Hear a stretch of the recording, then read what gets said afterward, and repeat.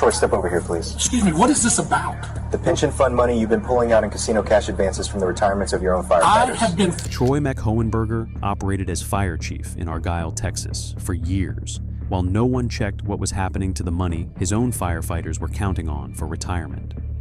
Every single one of those men and women trusted him with their futures, and not one person checked. Fire chief of this department for years. I would never do that to my people. He would not get the chance to explain. Within 90 days, federal investigators would trace every cash advance, every casino marker, every wire pulled from an account that did not belong to him.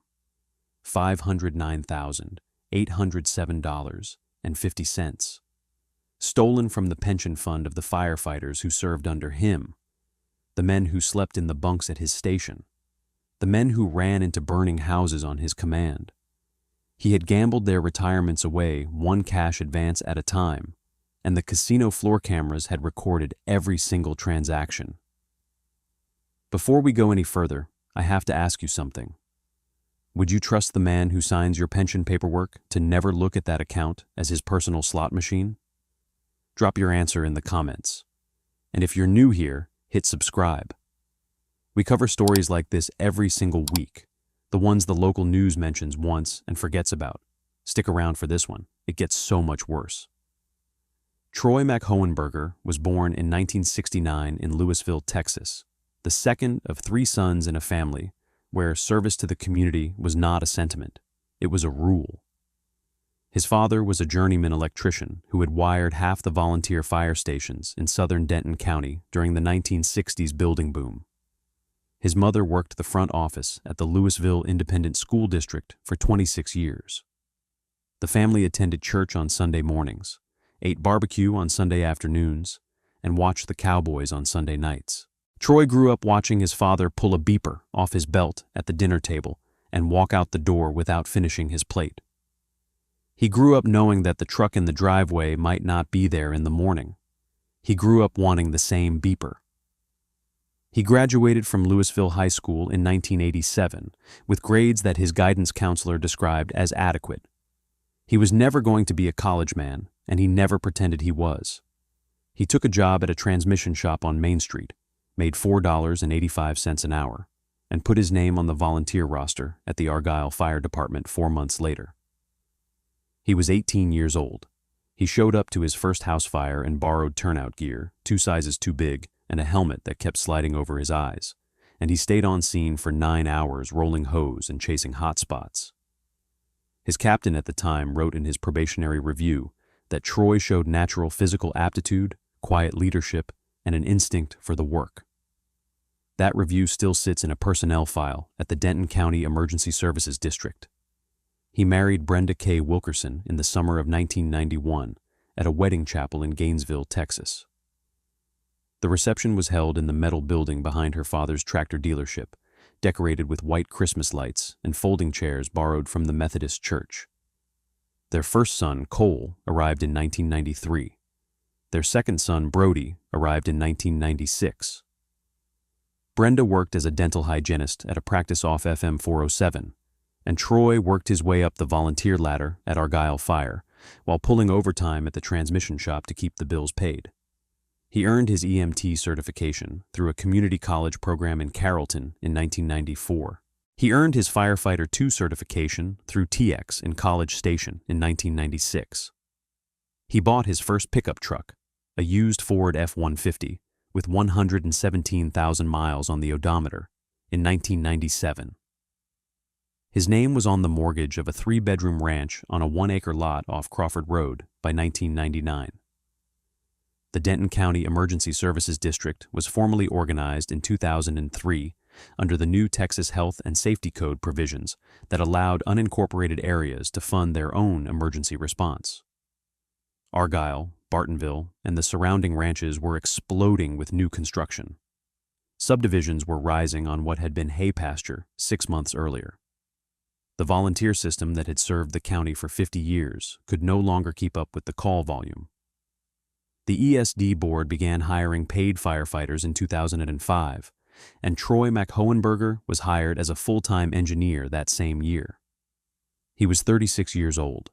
He was making $41,000 a year, and he thought he had won the lottery. He made captain by 2009. He made battalion chief by 2013. He completed the Texas Fire Chiefs Academy in Austin in 2015, scoring in the upper third of his class. Senior officers who worked alongside him during those years described him in their annual evaluations as steady under pressure, technically proficient, and respected by the men below him. One assistant chief wrote that Troy had the rare ability to be the calmest person on a scene without being the quietest. And on a Tuesday morning in March 2017, the ESD Board of Commissioners voted unanimously to appoint Troy Mac Hohenberger, the fire chief of Denton County Emergency Services District No. 1. He was 47 years old. He had spent 3 decades of his life inside that station house. The board chairman shook his hand in front of the entire department and said the job belonged to him because no one in the county had earned it more. To understand what Troy Mac Hohenberger did, you have to understand what an emergency services district actually is in the state of Texas. An ESD is a political subdivision of the state. It has the authority to levy property taxes within its boundaries, to issue bonds, and to operate as an independent governmental entity. Denton County ESD No. 1 covered approximately 112 square miles of territory across Argyle, Bartonville, Copper Canyon, and surrounding unincorporated land. By 2017, it employed 43 full-time firefighters and paramedics, operated 3 stations around the clock, and ran an annual operating budget of roughly $9 million in tax revenue. The fire chief in this structure is not a ceremonial figure. He is the chief executive officer of the district. He signs the checks. He approves the purchase orders. He sets the budget the board votes on. He hires and fires. And critically, he serves as the administrator of the Firefighters Supplemental Retirement Fund.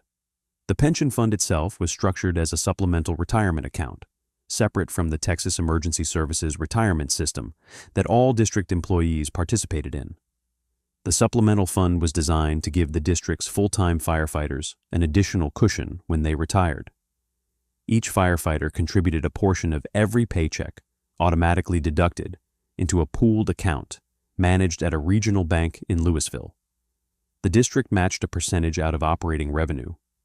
Over the years, the pool had grown to nearly $700,000.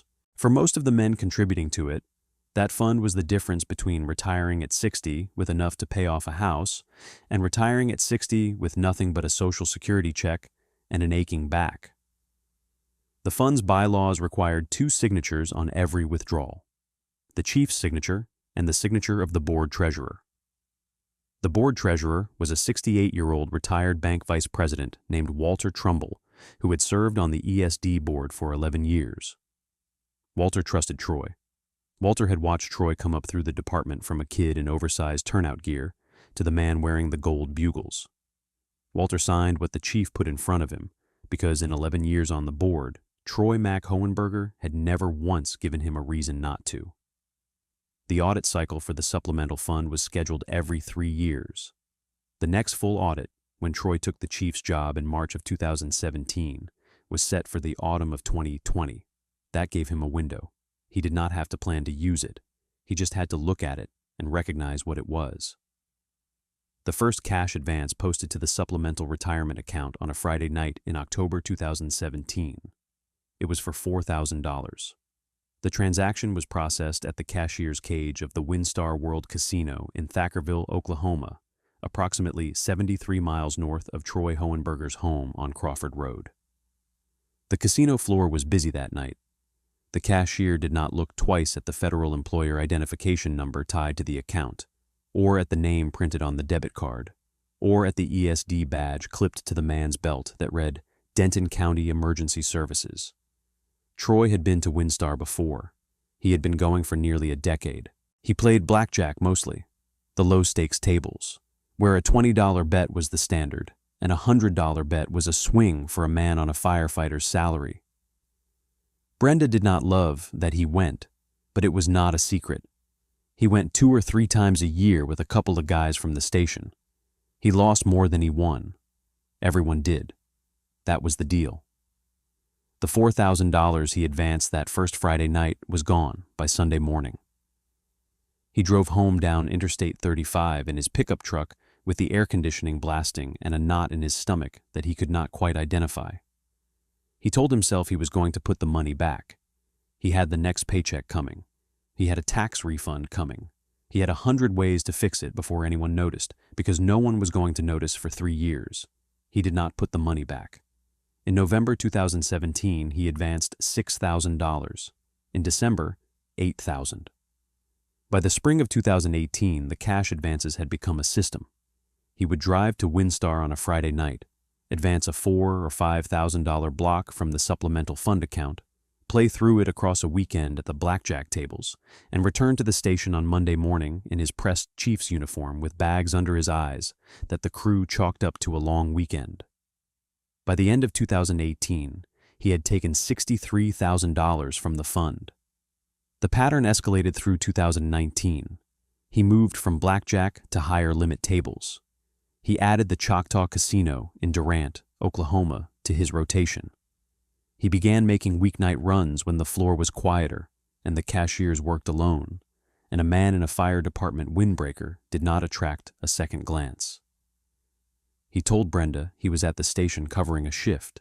He told the men at the station he was at home with Brenda. He learned to keep the cash advance receipts in his glove box until he could shred them in the office paper destroyer behind a closed door. The accounting was the problem he had to solve. The supplemental fund issued monthly paper statements. The treasurer received those statements by mail at his home in Bartonville. Troy began intercepting them. The mailing address on the account was the ESD administrative office, where Troy controlled the mailbox and the receiving log. He stopped forwarding statements to Walter Trumbull in February 2018. When Walter eventually asked about it months later, Troy told him the bank had switched to electronic statements and he would forward the PDFs by email. He did not forward the PDFs. He fabricated a one-page summary spreadsheet, plugged in numbers that approximated the previous quarter's balance with a steady growth rate, and emailed that summary to Walter every 3 months. Walter glanced at it, replied with a thumbs up, and filed it in a folder on his desktop. By the end of 2019, the cash advances totaled $192,000. By the end of 2020, they totaled $340,000. The scheduled 2020 audit was deferred at the chief's recommendation because of the pandemic and the strain it had placed on the district's administrative staff. The board voted to push the audit to 2022 without objection.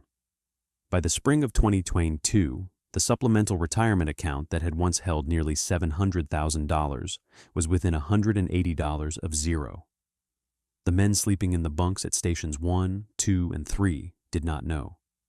The board did not know. Walter Trumbull did not know. The chief signed the paychecks every 2 weeks and watched the contributions come off the top, and he knew exactly where every dollar was going. The unraveling started with a question from a firefighter named Mike Casillas. Mike was 44 years old, a 17-year veteran of the department, and the father of 3 girls. He had been quietly putting in for early retirement paperwork that summer of 2022, and his wife had pushed him to request a current balance statement on the supplemental fund.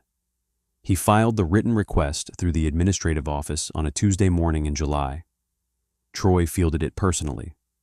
Troy told Mike he would have to follow up with the bank directly, that the chief's office did not generate the statements, that there was a processing window of 2 to 3 weeks before the bank could pull a historical report on a supplemental account. Mike took the answer and went home. But Mike's brother-in-law worked at a community bank in Flower Mound, and the brother-in-law made a phone call that Wednesday morning as a courtesy.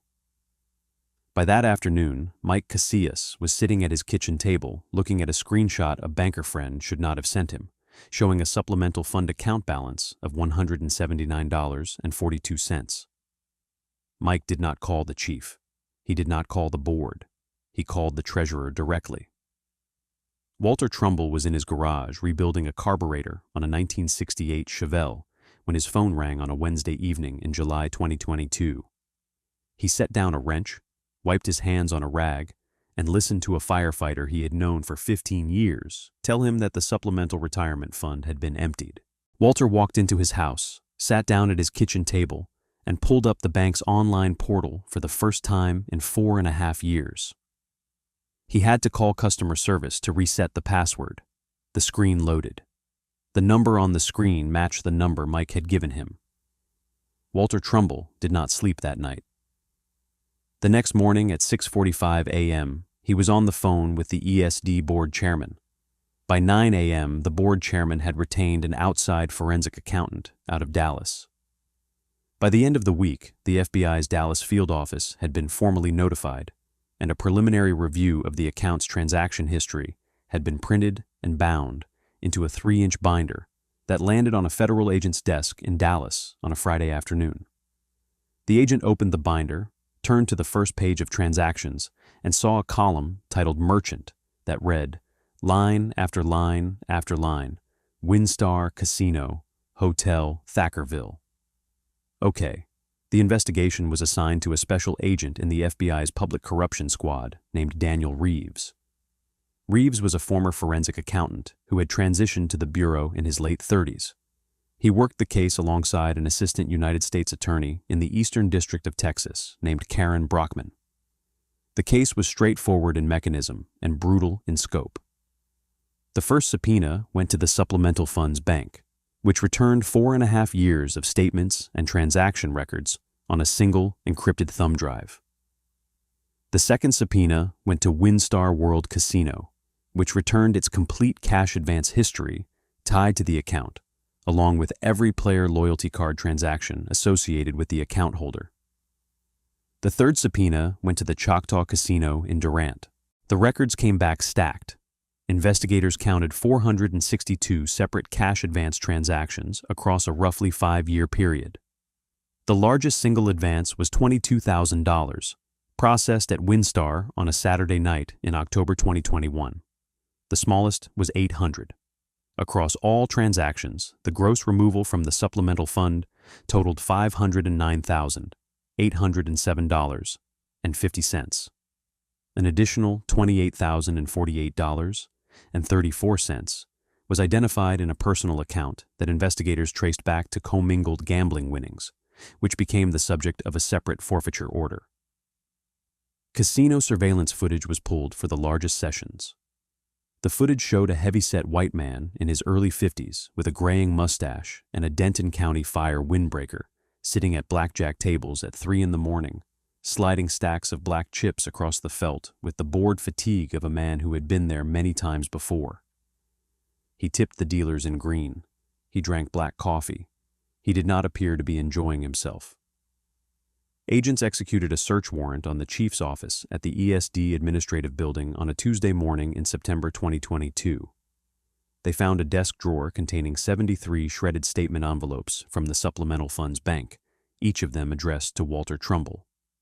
They found a folder of fabricated quarterly summary spreadsheets saved as PDFs on the office computer, with file metadata showing they had been created on the same workstation as the legitimate ESD payroll exports. They found a yellow legal pad in the bottom drawer of the desk, in Troy Hohenberger's handwriting, on which he had recorded a tally of cash advances against intended repayments. The repayment column was blank from the first page to the last. The advance column was full. Agents also recovered a series of text messages between Troy and a former colleague at the casino. One exchange, dated April of 2021, read as follows: Hohenberger, April 14th, 2021. Need to take a swing this weekend. Down for 2 months. Need to make it back. You sure, brother? You said the same thing in February. Different now. I know what I'm doing. Just need one good night. A federal grand jury was convened in October 2022. The indictment came down on November the 14th. Troy Mac Hohenberger was charged with 1 count of wire fraud, 1 count of theft from an employee benefit plan, and 1 count of money laundering. The Board of Commissioners voted that same week to place him on unpaid administrative leave and to begin formal termination proceedings. We're about to head into the courtroom. If you've made it this far, you already know this channel covers the cases the local news skips past. Subscribe so you don't miss the next one.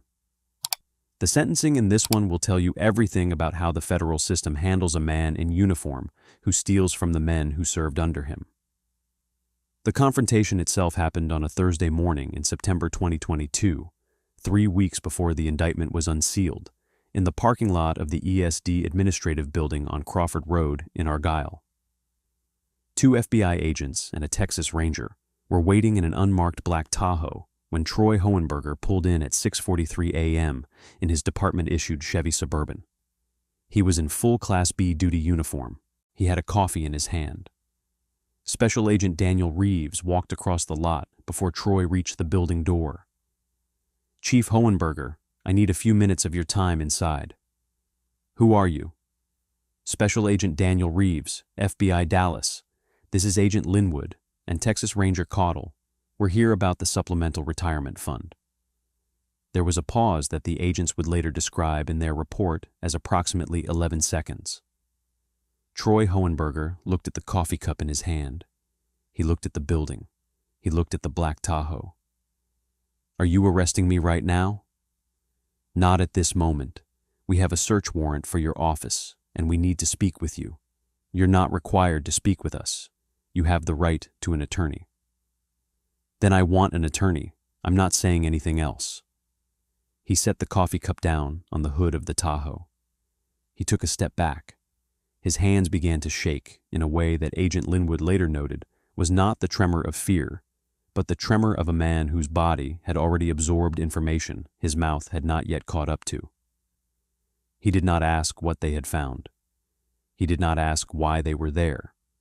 He did not deny anything.